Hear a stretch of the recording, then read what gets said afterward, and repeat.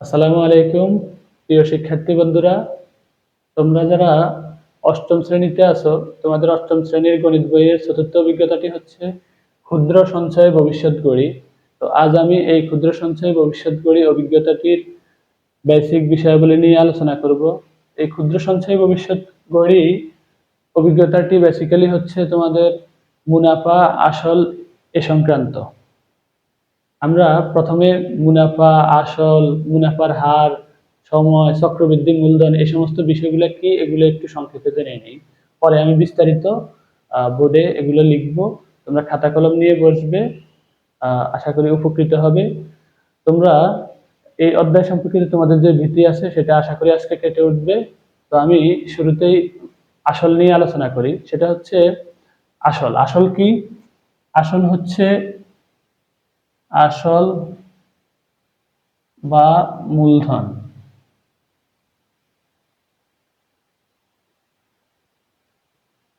যে পরিমাণ টাকাটা যে পরিমাণ টাকা সঞ্চিত বা বিনিয়োগ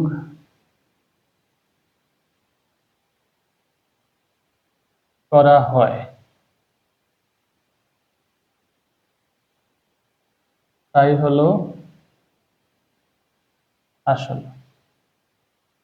কিছু পরিমাণ টাকা তুমি কারো কাছে সঞ্চিত রাখলে, অথবা কোনো একটা ব্যবসা প্রতিষ্ঠান বা ব্যাংকে সঞ্চিত রাখলে, ব্যবসা প্রতিষ্ঠানে বিনিয়োগ করলে, ওই টাকার উপর যেই ওই টাকাটাই হচ্ছে আমাদের আসল বা মূলধন। এখন মুনাফা কি? মুনাফা হচ্ছে এই সঞ্চিত বা বিনিয়োগকৃত, ব্যাংকে বা কোথাও সঞ্চয় করলে অথবা বিনিয়োগ করলে সঞ্চিত বা বিনিয়োগকৃত অর্থ থেকে অতিরিক্ত যে টাকাটা পাওয়া যায় সেটাকে আমরা বলবো মুনাফা। অতিরিক্ত যে অর্থ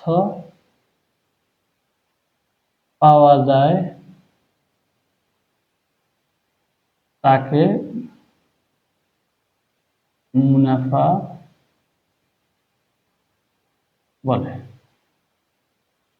তাহলে আমরা আসল বা মুনাফা কি জানলাম।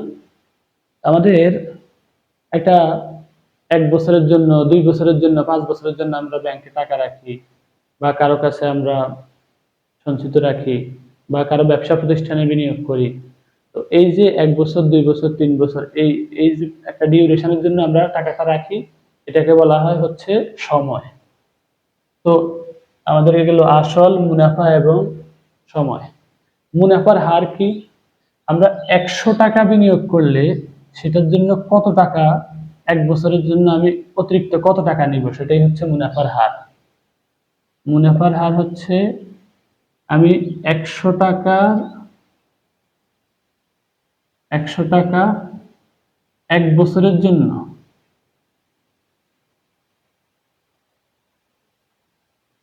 বিনিয়োগ করলে অতিরিক্ত যে টাকাটা নেব তাই হলো মুনাফার হার। তাহলে আমরা যে পরিমাণ অর্থ 100 টাকা 1 বছরের জন্য বিনিয়োগ করলে অতিরিক্ত যে টাকাটা পাবো সেটাই হচ্ছে আমাদের মুনাফার হার। তাহলে আমাদের মুনাফার হার হিসাব করা হয় প্রতি 100 টাকায়। আমি 100 টাকায় যদি 5 টাকা পাই, তাহলে 1000 টাকায় 1 বছর পরে পাবো। 100 টাকায় 1 বছরে যদি পাই 5 টাকা, তাহলে 1000 টাকায় 1 বছর পরে পাবো আমি তার 10 গুণ, মানে 50 টাকা। অর্থাৎ এই 100 টাকায় 1 বছরের জন্য আমরা যে টাকাটা পাই বাড়তি, অতিরিক্ত টাকাটা, এটাকে বলা হয় হচ্ছে মুনাফার হার। আমাদের আসল, মুনাফা, মুনাফার হার, সময়, এই সম্পর্কিত বিষয়গুলো জানা হলো। এখন এই সম্পর্কিত আমাদের একটা সূত্র আছে, এই সূত্র দিয়ে আমরা এই অধ্যায়ের প্রায় সকল অঙ্কই সমাধান করতে পারি। আমাদের এই সূত্রটি হলো এরকম: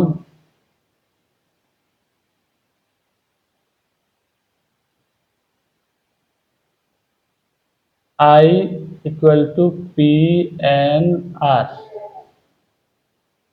এখানে I কি? I এর পরিচয় হচ্ছে ইংরেজিতে মুনাফাকে ইংরেজিতে বলা হচ্ছে ইন্টারেস্ট। মুনাফাকে ইংরেজিতে বলে হচ্ছে ইন্টারেস্ট। আমরা ইন্টারেস্টের প্রথম অক্ষর নিয়ে আমরা বলতেছি যে আই। তো পি, পি হচ্ছে মূলধন বা আসল। মূলধন বা আসল। এই আসলের ইংরেজি হচ্ছে প্রিন্সিপাল। প্রিন্সিপাল, এই প্রিন্সিপালের প্রথম অক্ষর থেকে পি নিলাম। এন হচ্ছে নাম্বার অফ ইয়ার বা বছর। বছর বা ইংরেজিতে বলে নাম্বার অফ ইয়ার। আর হচ্ছে সুদের হার বা মুনাফার হার। মুনাফার হার ইংরেজিতে বলে রেট অফ ইন্টারেস্ট। আমরা ইংরেজি নামগুলো শিখবো, কারণ আমাদের এই অষ্টম শ্রেণীতে আমরা এখন হয়তো ছোট ছোট অঙ্ক করছি, বা এই অঙ্কগুলাই আমরা পরবর্তীতে আরো অন্যান্য জায়গায় কাজ করতে হতে পারে। আমরা আগামীতে যারা ব্যাংকে চাকরি করার আগ্রহ রাখে, তারা হচ্ছে যে ইংরেজিতে এই প্রশ্নগুলো উত্তর দিতে হবে। সেজন্য তখন আমাদের এই ইংরেজি টার্মস গুলো জেনে রাখাটা জরুরি মনে করি। এজন্য আমি লিখে রাখলাম। তোমরা যারা ক্লাস 8-এ আছো, তাদের এই মুহূর্তে হয়তো ইংরেজি গুলো লাগবে না, তবে লিখে রাখো, হয়তো ভবিষ্যতে কাজে লাগতে পারে। আমাদের মুনাফার সূত্রটা হলো PNR। তো আরেকটা মুনাফা আছে, সেটা হলো চক্রবৃদ্ধি মুনাফা। মুনাফার সূত্রটা হচ্ছে I equal to PNR। আরেকটা মুনাফা বলা হয় চক্রবৃদ্ধি মুনাফা। আমি কোনো একটা টাকা বিনিয়োগ করে 1 বছর পরে যে সুদটা পাবো, ওই সুদের উপর পরবর্তী বছর যদি আরো সুদ পাই, তখন তাকে বলা হয় সুদের উপর সুদ, মানে চক্রবৃদ্ধি সুদ। এই চক্রবৃদ্ধি সুদ নির্ণয় করার জন্য আমাদের আরেকটা সূত্র আছে। সূত্রটা হচ্ছে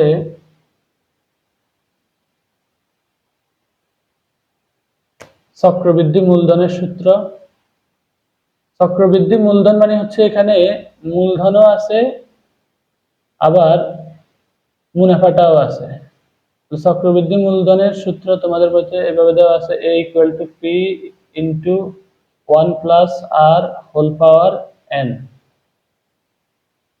তো এখানে আমরা অলরেডি পি এর পরিচয় আমরা যারা সরল মুনাফা করছে, সরল মুনাফার সূত্রটি লিখেছি, সেখানে অলরেডি আমি পি এর পরিচয় দিয়ে দিয়েছি। পি হচ্ছে মূলধন বা আসল, আর হচ্ছে আগের মতো মুনাফার হার, এন হচ্ছে বছর। তো এখানে শুধু একটা বিষয় হচ্ছে, এখানে কি আসে, এখানে আমার সরল মুনাফা হচ্ছে আমি কত বছরের জন্য কত টাকা রাখলাম, কি হারে সুদ পাবো, সেটা থেকে আমি একটা নির্দিষ্ট পরিমাণে সুদ পাই। কিন্তু এই চক্রবৃদ্ধি মুনাফাটা একটু ডিফারেন্ট। সেখানে হচ্ছে আমরা 1 বছরে যে সুদটা পেলাম, পরের বছর সেই সুদের উপর আমরা আবার সুদ পেয়ে থাকি বা মুনাফা পেয়ে থাকি। এজন্য চক্রবৃদ্ধি মূলধনটা আমাদের জানাটা খুবই জরুরি। চক্রবৃদ্ধি মূলধনের সূত্র হচ্ছে চক্রবৃদ্ধি মূলধন A equal to P into 1 plus R whole power N। PNR এগুলোর পরিচয় আগের মতোই। এখন আমি যদি চক্রবৃদ্ধি মুনাফাটা যদি বের করতে চাই, এক্ষেত্রে মুনাফার সূত্রটা কি?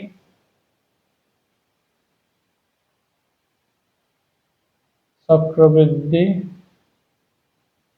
মুনাফার সূত্র হবে আমাদের, এখানে যেহেতু আমাদের মূলধনও আছে আবার মুনাফাও আছে, এই মূলধন এবং মুনাফা যেহেতু এখানে আছে, এখান থেকে আমি কাকে বিয়োগ দেব?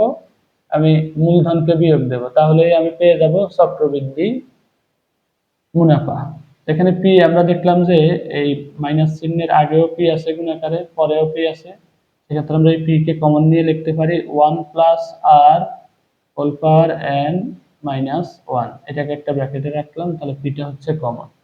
চক্রবৃদ্ধি মূলধন এবং সরল মুনাফা এই দুই সূত্রের আমরা আশা করি যে সমস্ত আমাদের অজানা বিষয় আছে এগুলো জানার চেষ্টা করলাম।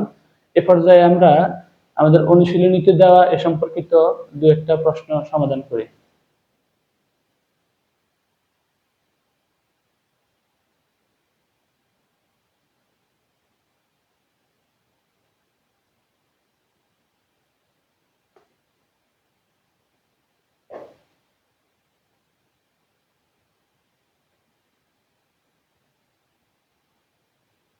তোমাদের অনুশীলনের 1 নম্বর প্রশ্নে দেওয়া আছে হচ্ছে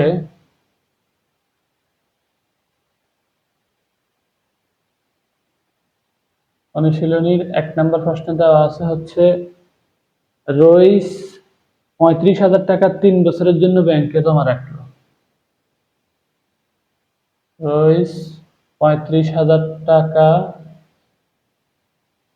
3 বছরের জন্য ব্যাংকে জমা রাখলো।